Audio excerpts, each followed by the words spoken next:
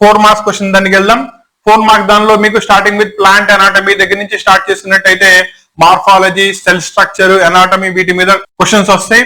కాబట్టి క్వశ్చన్స్ ని జాగ్రత్తగా చూసుకోండి.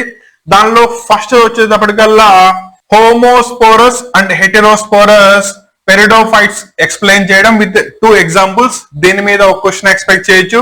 రెండోది వచ్చేటప్పటికల్లా లివర్ వర్డ్స్ కి మోసెస్ కి మధ్యలో డిఫరెన్సెస్ రాయమని అడుగుతాడు. ఏవైనా 4 డిఫరెన్సెస్ రాయాలి, అటో 4 ఇటో 4. 4 మార్క్స్ ఒక క్వశ్చన్ వస్తుంది. అలాగే థర్డ్ క్వశ్చన్ కనుక తీసుకున్నట్టయితే red algae and brown algae ఈ ఆర్గానిజమ్స్ కి మధ్యలో డిఫరెన్సెస్ ని అడగొచ్చు. దీని మీద ఒక క్వశ్చన్ ఎక్స్పెక్ట్ చేయొచ్చు. Next, describe the arrangement of floral membrane in the thalamus. Thalamus అనే పార్ట్లో ఫ్లోరల్ మెంబరేన్ యొక్క కన్స్ట్రక్షన్ ఎక్స్ప్లెయిన్ చేయాలి. దీని మీద ఒక క్వశ్చన్ ఎక్స్పెక్ట్ చేయొచ్చు. రెండోది, brief note on semi technical description on the flowering plants మీద ఒక క్వశ్చన్ ఎక్స్పెక్ట్ చేయొచ్చు.